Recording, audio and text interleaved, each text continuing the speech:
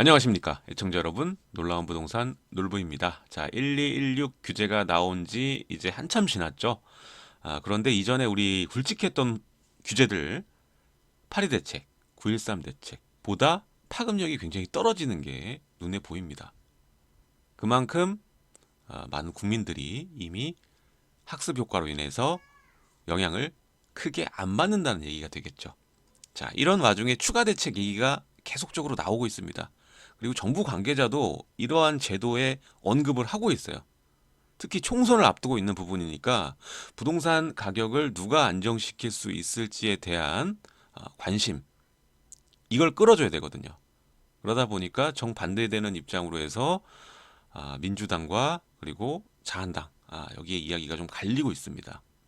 자, 근데 제가 봤을 때는요, 민주당이고 자한당이고 간에 실질적으로 부동산 가격을 안정시킬 수 있는 대책을 이야기하는 쪽은 단 한 군데도 없다는 것.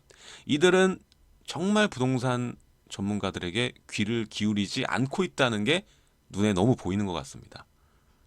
아주 얇게 국민들 어떻게 하면 속여서 자기들이 표를 얻을까, 이런 생각만 하고 있는 것 같습니다. 참 씁쓸한데요. 어쨌든 간에 참 문제인 것 같습니다. 자, 오늘은 그 중심에 서 있는 제도에 대해서 이야기를 좀 해보겠습니다. 자, 주택거래허가제. 이 제도가 요즘 자꾸 언급이 되고 있다란 얘기죠. 우리가 바로 일전에 분양가 상한제도 7월, 8월에 이야기하다가 11월 와서 시행이 됐잖아요. 그러니까 이 제도도 안 한다는 보장이 없다라는 겁니다. 자, 우리가 이전에 주택거래허가제 얘기할 때는 거의 반농담처럼 이야기를 했죠. 과연 이게 나올까라는 생각도 했을 거고요. 거의 뭐 자본주의에 역행하는 제도이기 때문에 아무나 주택을 가질 수 없다라는 것이거든요. 일정 제한을 걸어두고 거래를 할 수 있는 사람과 못하는 사람을 가르는 제도이기 때문에 이게 시행하는 입장에서도 굉장한 부담이 될 텐데, 지금 얘기가 솔솔 나오죠. 이거 자체적으로도 전 큰 문제가 있다고 보는데, 아무튼 간에 이 주택거래허가제가 나와서 부동산 시장 가격이 안정되면 괜찮겠지만, 안정이 되지 않는다라면 책임은 누가 지냐, 이게 중요한 부분이죠. 이제까지 정부 정권의 이 정책들 헛발질로 인해서 부동산 가격이 폭등을 해왔는데 한마디의 사과도 없었습니다, 이제까지. 예. 그리고 잘못되면은 또 다른 잘못을 만들고 또 다른 잘못을 만들고 굉장히 커졌어요. 우리가 2014년, 16년 이때부터 상승 태동기라고 보고 있는데, 이때만 하더라도 뭐 큰 문제가 없었습니다. 사실 정권 들어와서 부동산 값 안정시킨다고 하길래 대체 안정시킬 게 뭐가 있나, 이런 생각 전 했었거든요. 여러분들도 그런 생각 들지 않았나요? 이번 정권 들어서서 바로 부동산 가격 잡는 것도 명분이 될 만큼 오른 지역이 사실 몇 군데 없었습니다. 자꾸 투기꾼 탓하고 다주택자 문제 있다고 생각하고, 그리고 이번엔 고가 1주택자까지 뭐 다 전 국민이 죄인이에요, 죄인. 지금 왜 본인 탓인 걸 모르고 남 탓을 하는 것이죠? 참 이렇게 헛발질을 해도 되나 싶을 정도로 헛발질을 해야 되는데 답답합니다. 자, 그럼 주택거래 허가제를 시행하면 과연 시장은 어떻게 움직일 것인가? 정부의 바램대로, 바램이 맞는지도 모르겠어요, 이제는. 정부의 바램대로 집값이 안정될 것인지, 아니면 오를 것인지, 폭등할 것인지, 거기에 대해서 오늘 이야기를 해보도록 하겠습니다. 자, 이제는 18번째 규제가 이루어졌고, 작은 것까지 합하면 더 많죠? 우리가 참여정부 시절에 30차례, 이번에도 그 이상은 할 것 같아요, 이번 정권 안에서. 자, 그때도 부동산 가격을 계속 못 잡았죠. 못 잡고 끝이 났습니다. 그래서 마지막에 대통령도 잘못을 인정했죠. 자, 이번 정권은 어떻게 될까요? 자, 우리가 본질적인 문제를 계속적으로 얘기를 하고 있습니다. 공급 부분을 해결해야 부동산이 잡힌다. 자, 우리가 정권 초기로 돌아가 봅시다. 그때 공급에 대한 부분, 부족에 대한 부분을 뭐라고 얘기했죠? 정부는 핵심을 인지를 못했습니다. 그때 당시에. 서울하고 수도권을 묶어서 해당 지역에 사는 주민으로, 가구수로 나눠보니까 집이 절대 부족하지 않은 것이죠. 말 그대로 잠을 자는 집으로, 강남과 저기 고양시에 있는 주택하고 동급으로 생각을 하고 통계적으로 보니까 부족하지 않은 겁니다. 절대 수에 대해서는. 서울의 대다수의 국민들이 노후된 아파트에서 거주하고 신축에 대한 갈망을 가지고 있고, 수도권 외곽 지역에서도 서울에 있는 주택으로 오고 싶어 하는 이러한 서열 관계 전혀 인지를 하지 않고 다주택자 탓으로 몰게 된 겁니다. 그래서 탄생한 것이 뭐죠? 파리 대책이죠. 공급에 대한 언급이 전혀 없이 다주택자의 탓으로 시장의 문제를 지적하고, 이 다주택자들에 대한 페널티를 만든다고 했는데 이것이 악수가 된 것입니다. 파리 대책이 거의 뭐 패착이라고 보시면 돼요. 첫 번째, 다주택자에 대한 압박이 이들이 물건을 팔지 못하게 막았고요. 두 번째가 임대사업자죠.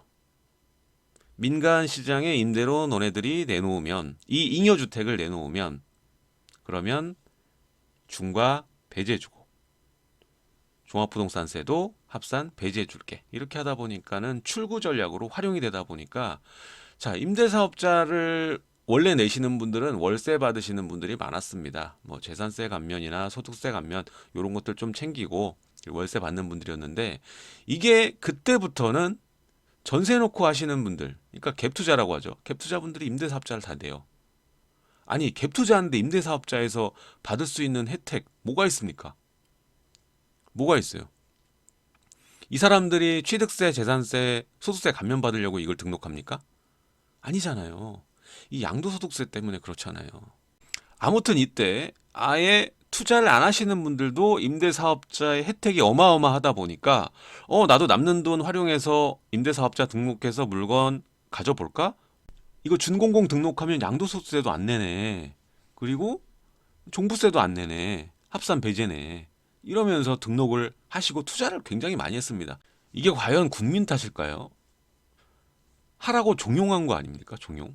그 많은 혜택, 조금만 자본이 있으신 분들은 머리 써가지고 그냥 내 자산 좀 늘리겠다고 정부가 권해주는 방향대로 한 건데, 이 죄인입니까?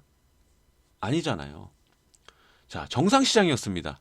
상승이 있으면 하락이 있고 하락이 있으면 상승이 있잖아요. 그쵸? 2013년 내지는 2014년까지 떨어지던 부동산이 조금씩 오르기 시작한 시절이었습니다.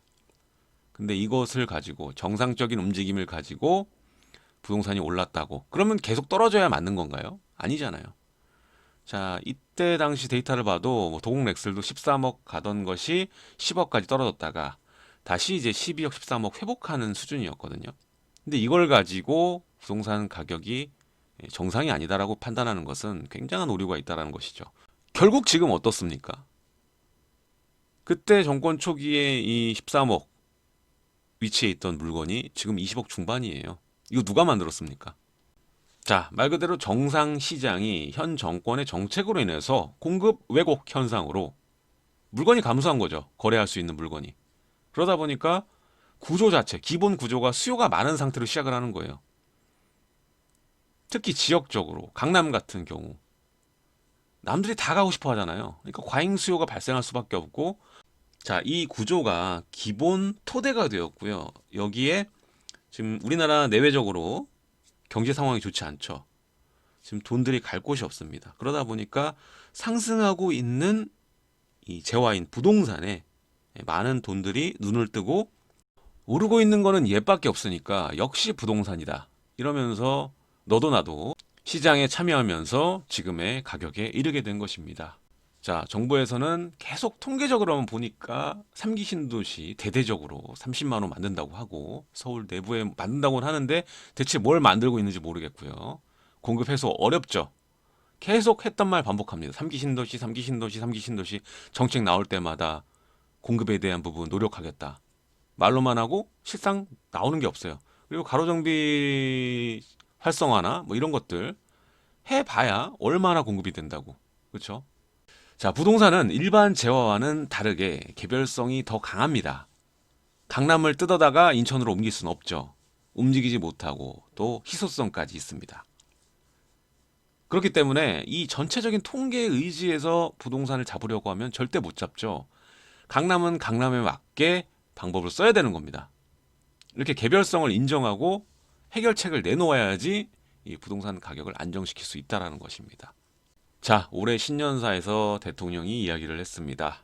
주택 가격이 잡힐 때까지 규제를 계속 하겠다. 참 무서운 말이었습니다. 얼마나 더 오를까라는 걱정도 되고요.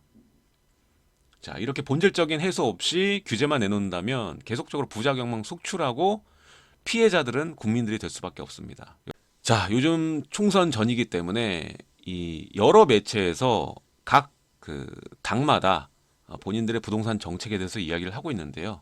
그 중에 오늘 주제는 주택거래 허가제입니다. 이게 나오면 부동산 가격이 정말 안정될까인데요. 자, 이걸 돌려 말하면 부동산 배급제입니다. 아무나 집을 사지 못하고 허락을 받아서 사야 되니까 배급이죠, 이게. 자, 그리고 자본주의와는 역행하는 그러한 제도라고 이야기를 하고 있습니다. 이게 작년에 얘기할 때만 해도 이건 말도 안 된다, 나올 리가 없다 이렇게 얘기했는데 지금 정부 관계자가 이 제도를 언급하고 있어요. 이게 해결책인 것으로 지금 생각을 하는 거예요. 이것도 안 되고 저것도 안 되니까 이것도 우린 해봐야 된다. 이렇게 이야기를 하고 있습니다. 자, 근데 지금 주택거래 허가 제도가 이미 진행이 되고 있습니다. 그게 뭐죠?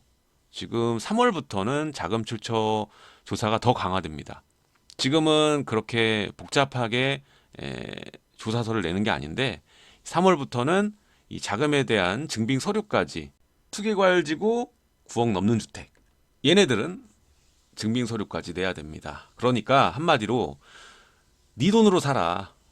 어서 빌리지 말고 네 돈으로 살아. 제대로. 그런 식입니다. 그러니까 준주택 거래 허가제인 셈이죠. 자, 여러분, 주택거래 허가제가 시행이 되면 과연 집값이 잡힐까? 한번 곰곰이 생각을 해봅시다. 자, 주택거래 허가제가 시행이 되는 지역에 들어가기 위해서는 무주택자거나 1주택자 본인 주택을 파는 약정을 하거나 이런 식으로 해서 해당 지역을 살 수가 있겠죠. 그러면 깊이 생각하지 않고 단순하게 생각해 보면 당연히 주택을 여러 개 가진 다주택자가 수요자에서 제외가 될 수 있으니까 수요자 감소로 인해서 가격이 안정될 수 있다. 이렇게 생각을 할 수가 있습니다. 근데 이 주택거래 허가제의 부작용을 우리가 한번 생각해 보면은 이게 양극화를 더 부추기는 제도거든요. 자, 주택거래 허가제 운용 지역에 물건을 가지고 있는 분은 이거를 팔고 다시 이 지역에 들어오기 어렵다는 말이 됩니다.